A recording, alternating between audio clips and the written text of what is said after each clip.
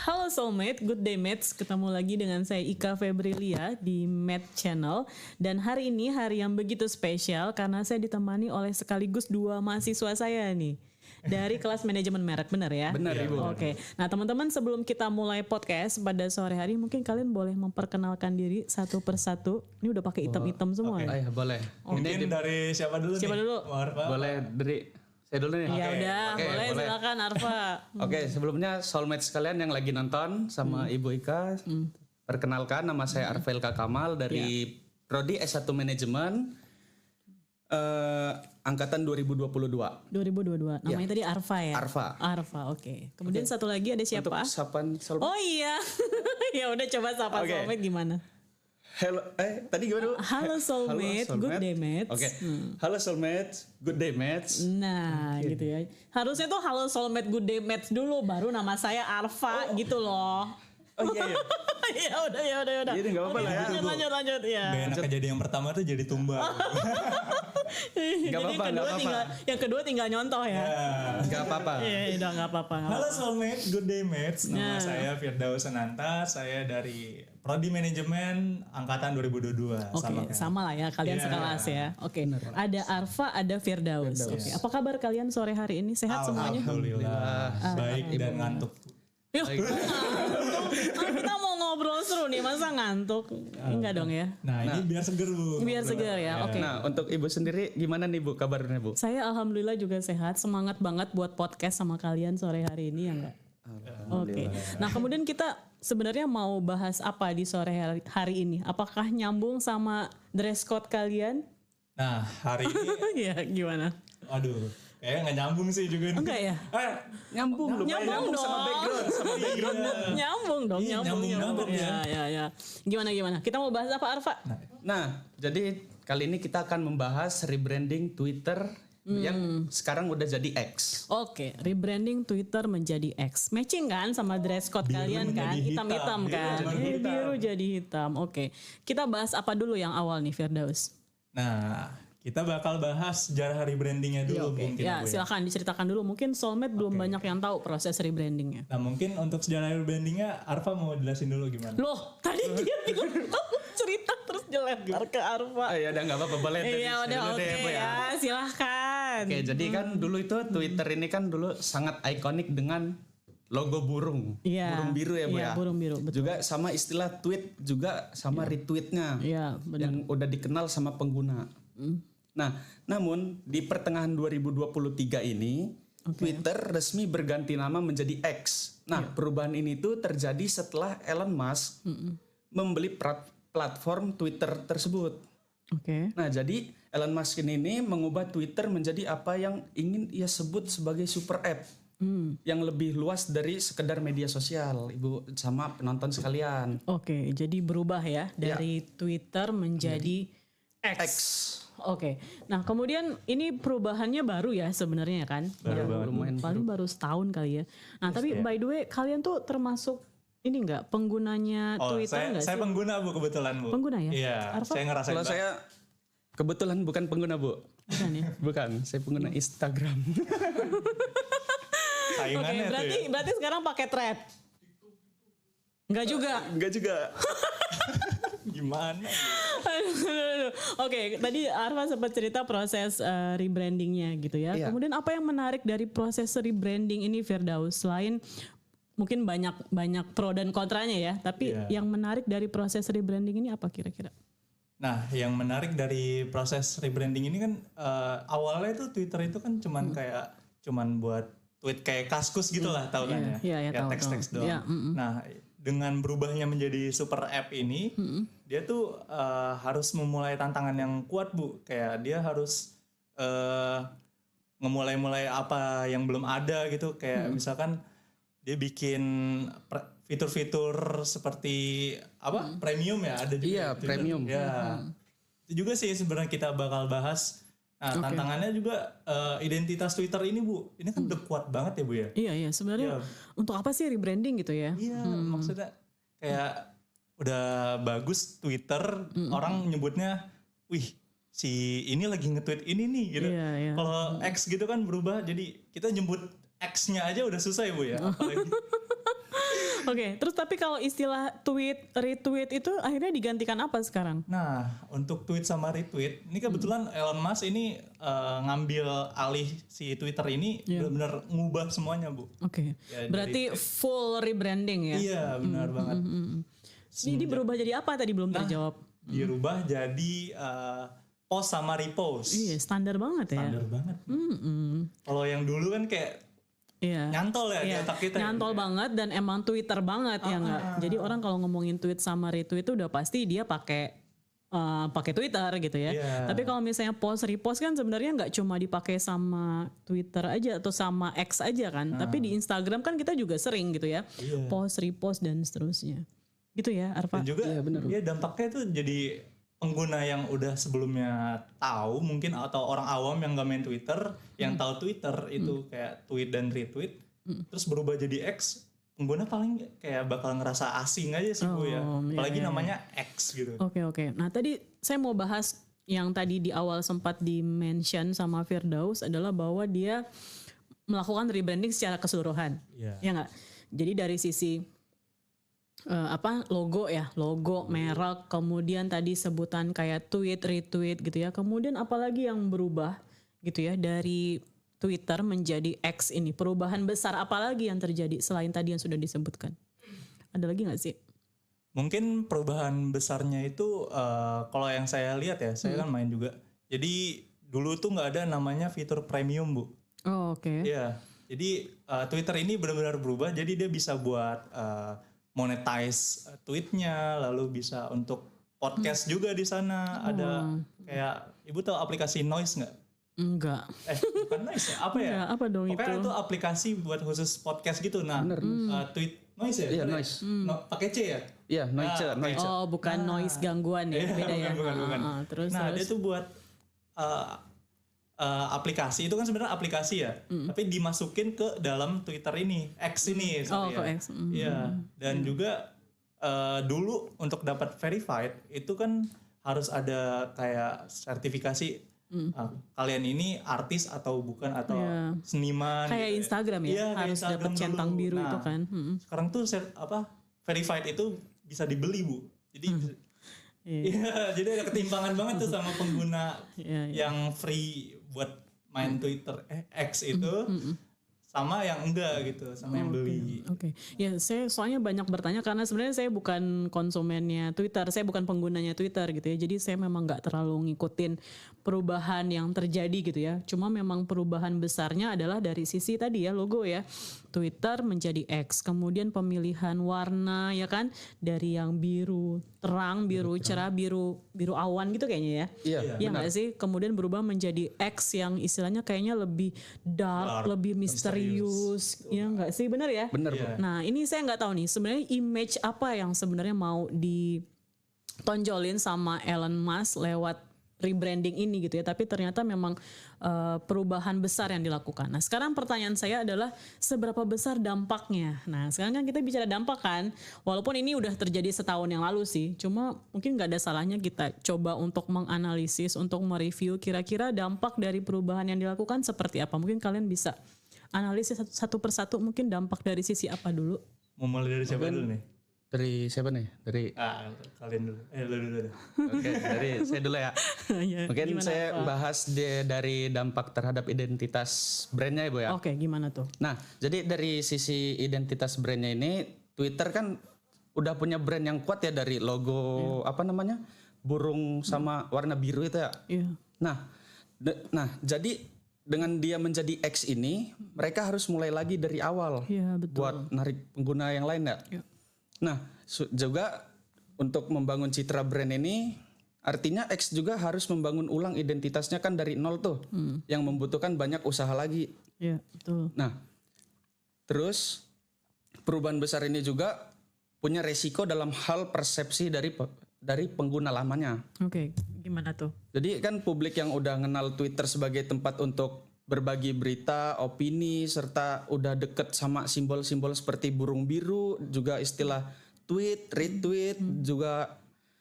Terus ini dia yang udah kenal sama logo itu berganti sama X. Nah, ini nih bisa juga mempengaruhi loyalitas dari pengguna lamanya. Betul.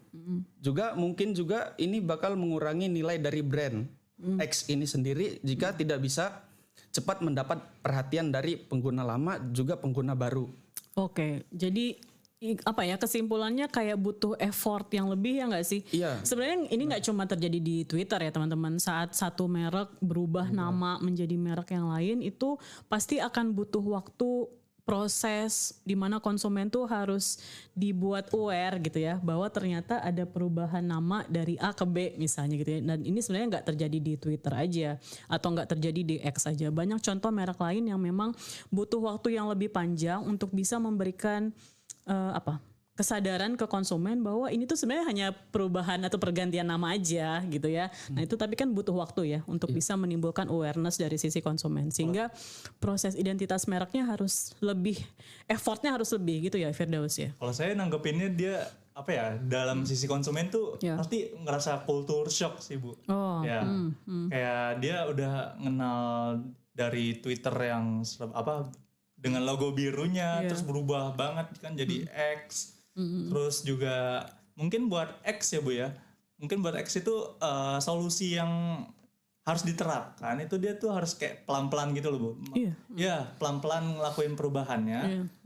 Masih menjaga fitur-fitur yang sudah ada yang masih melekat pada nama Twitter itu.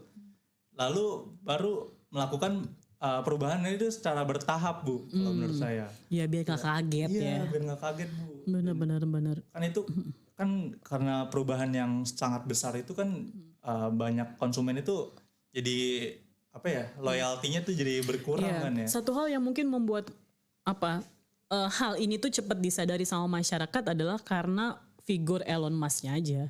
Iya nggak teman-teman. Kalau yang punya tweet, kalau misalnya yang mengakuisisi bukan Elon Musk, mungkin X itu nggak bisa dikenal langsung secepat ini, ya nggak sih? Benar. Tapi karena efeknya Elon Musk ini jadi kayaknya tuh, ini tuh masih Twitter yang lama kok, cuma ternyata ya ada perubahan gitu. Jadi, tapi maksudnya kalau merek yang lain, kalau misalnya bukan dimiliki sama tokoh yang seterkenal Elon Musk, mungkin proses rebrandingnya nggak secepat ini bisa membuat konsumen menjadi lebih aware, gitu ya.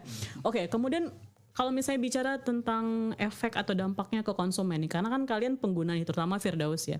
Kalau menurut kamu justru lebih ke positive ways atau negatif sih proses perubahan ini tuh? Sebagian besar ya, ngeliatnya dari sebagian besar konsumen deh. Kalau dari saya ya, karena X ini udah jadi super app, menurut saya sebagai konsumen sih saya ngerasa diuntungin. Diuntunginnya kenapa? Karena saya bisa monetize apa yang saya tulis gitu loh. Nah, kalau kita kepikiran ke sana ya. Tapi kalau hanya sekadar bermain aja, menurut saya Twitter yang dulu itu lebih better menarik sih Bu ya. Lebih menarik ya? Lebih better Bu, ya. Oke. Nah, kemudian dampak yang lain dari sisi apa lagi? Dampak yang lain itu terhadap tadi yang pertama identitas merek brandnya. Yang kedua nah ini kita akan membahas dampak dari ekosistem media sosial Bu. Jadi efek perubahan Twitter ke X pada platform media sosial yang lain. Emang ada dampaknya ya? Ada Bu. Apa tuh? Jadi di Twitter itu kan dia ada fitur kayak membership di YouTube gitu Bu. Jadi harus bayar dulu untuk lihat tweetnya. Nah di Instagram tuh juga ngikutin Bu. Oh gitu ya? Iya, sekarang di story itu ada eksklusif ya Pak ya? Iya, di Instagram itu ada eksklusif sekarang, berbayar Bu. Iya Bu. Jadi, tapi itu kayaknya untuk yang udah tadi ya, verified itu enggak sih? Gak harus verified. Atau semuanya? Gak harus verified. Soalnya saya sering lihatnya tuh kalau misalnya saya follow, misalnya ada artis, ada public figure, nah mereka punya tuh yang kayak gitu. Nah itu berlaku untuk semua pengguna atau yang memang udah verified itu yang centang biru? Yang saya tahu ya Bu ya, kalau di Twitter sih dia tuh ada verified-nya sih Bu. Verified itu tandanya dia udah beli premiumnya. Oh ya. Ya dia bisa pakai fitur itu Bu. Tapi kalau Instagram saya kurang tahu sih jujur. Kalau di Instagram verified-nya kan butuh kayak ngisi biodata dulu ya Bu ya. Atau dilihat dari jumlah followers nggak sih? Bisa jadi. Atau kayak sertifikasi kayak yang tadi saya bilang itu ya, seniman. Lebih ke ngisi biodata dulu sih kok. Kalau di Instagram itu. Jadi dia ngisi biodata buat dikirim ke orang Instagramnya buat buat akunnya itu dijadiin verified. Oh ya, oke. Terus dampak lain untuk media sosial lain apa? Selain tadi ya, dampak yang sudah kalian jelaskan, kira-kira ada dampak lain nggak perubahan Twitter ke X untuk platform media sosial yang lain? Mungkin karena Itu sih kalau menurut saya Instagram jadi punya thread itu nggak sih? Itu efek dari Twitter ke X nggak sih? menurut saya juga Iya itu nggak sih sih? Bu. Iya sih, buat pengganti Twitter lama jadi kayaknya. Iya nggak sih? Iya kan, jadi maksudnya kan thread itu kan muncul setelah Twitter berubah menjadi X, ya nggak sih? Nah itu salah satu efeknya kalau menurut kalian. Nah karena kalau saya sih, saya sebenarnya nggak pengguna dua-duanya ya, walaupun sekarang saya misalnya menggunakan Instagram, tapi saya nggak otomatis pengen join di thread gitu ya. Tapi yang saya lihat thread itu muncul setelah akhirnya Twitter berubah menjadi X. Saya nggak tahu sih apakah ada keterkaitannya atau enggak. Itu ada salah satu strategi yang mungkin digunakan supaya bisa memecah gitu ya, memecah konsumennya X, kemudian beralih ke thread dan seterusnya saya nggak tahu. Tapi yang saya tahu munculnya setelah rebranding itu. Dan juga FYI, thread itu kata-kata itu dibuat di Twitter Bu.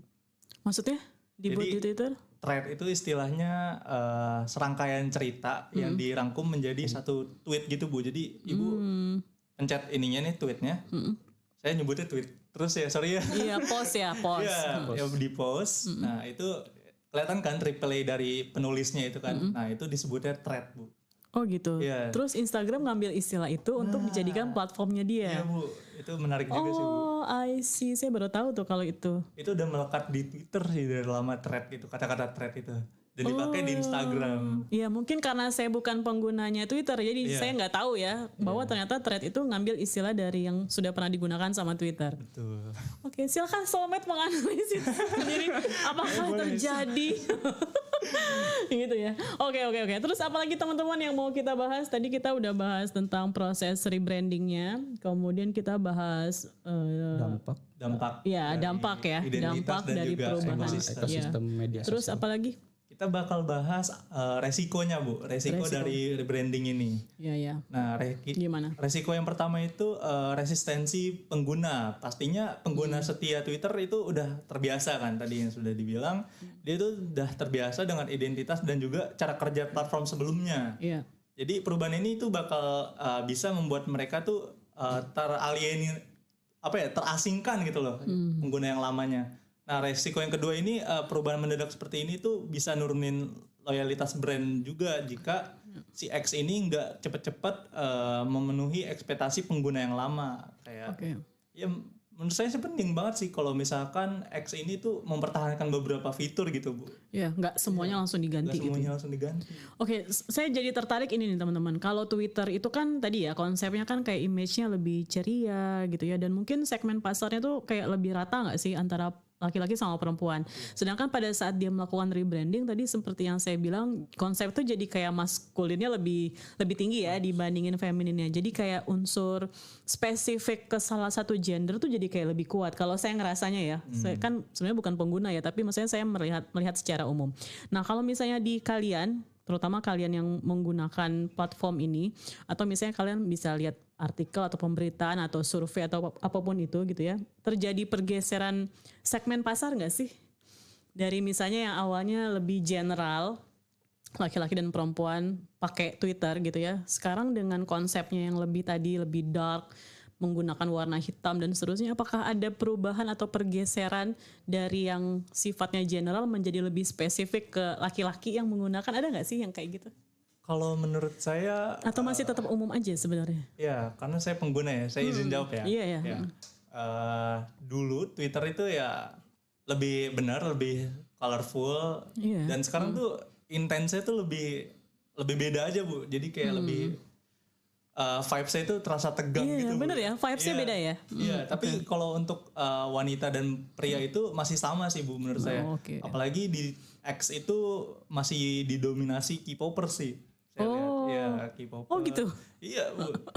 Iya. Twitter itu dulunya tuh didominasi K-popers Bu. Dulu backgroundnya tuh bisa diganti jadi foto gitu Bu. Dan sekarang masih berarti? Sekarang udah nggak bisa. Oh udah nggak bisa. Iya udah nggak bisa. Oke, tapi maksudnya mayoritas penggunanya masih tadi ya K-popers gitu ya. Oh, oke. Itu maksudnya sesuatu yang menarik. Kayak misalnya kita bicara e-commerce aja teman-teman. Jadi kayak misalnya kalau Shopee lebih identiknya dipakainya sama perempuan, kalau laki-laki lebih sering belanja di Tokopedia gitu-gitu. Nah, apakah ini terjadi gitu ya di platform media sosial? Kita bisa jadi kan bisa seperti itu ya. Iya, bisa Oke. jadi. Nah, sekarang tadi yang terakhir kita kembali ke topik ya. Kembali ke topik tadi ada resiko. Nah, kira-kira menurut teman-teman strategi apa sih yang sudah dilakukan sama X ini supaya bisa tetap mempertahankan konsumennya yang emang udah loyal pakai Twitter? Kan pasti mereka nggak mau dong kehilangan konsumennya dong karena proses rebranding ini. Kira-kira strategi yang sudah dilakukan seperti apa?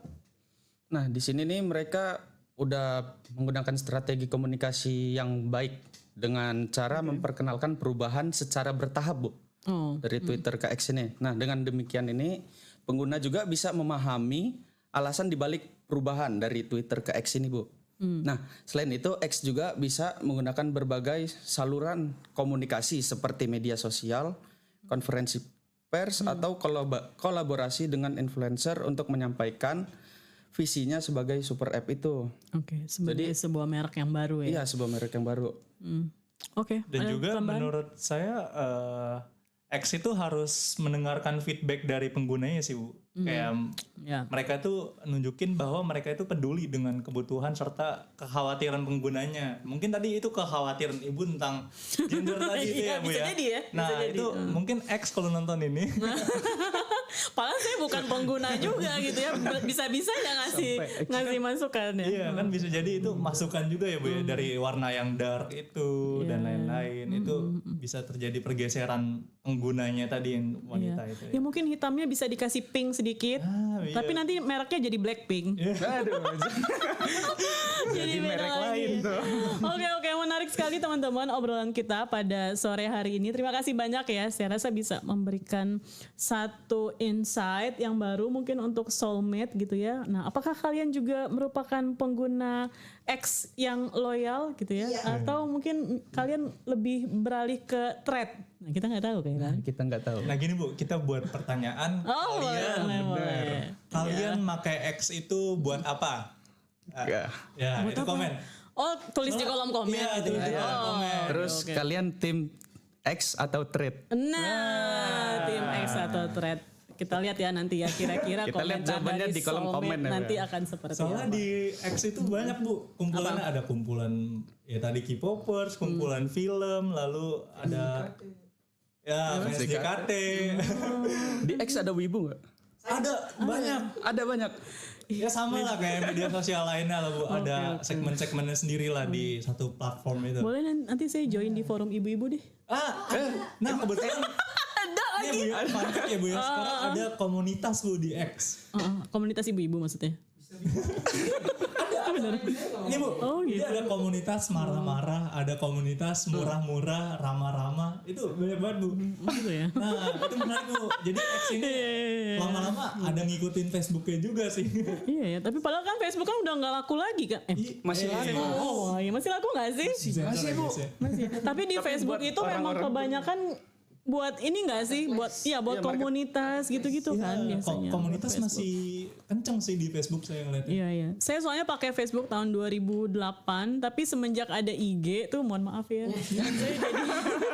saya jadi kayak beralih gitu. Jadi nggak tahu saya Facebook saya tuh akun username passwordnya saya kayaknya udah lupa. Santai. Lebih banyak. Facebook sama IG satu perusahaan. Oh, iya, nggak apa-apa kan? Nggak apa-apa. Dari Meta ya? Iya, dari Meta. Dari Pakai Meta. email sama password IG aja, Bu. Masa sih? Kan dia satu ini sekarang. Bisa. Nanti saya coba lagi ya. Oke, teman-teman soulmate semuanya udah semakin sore. Saya mau pulang. Kalian mau pulang juga kan? Mau banget. Terima kasih banyak ya untuk obrolan kita pada sore hari ini. Nah, soulmate sampai berjumpa lagi ya di topik podcast berikutnya. Dadah, good day mates. Good day, mates. Oke.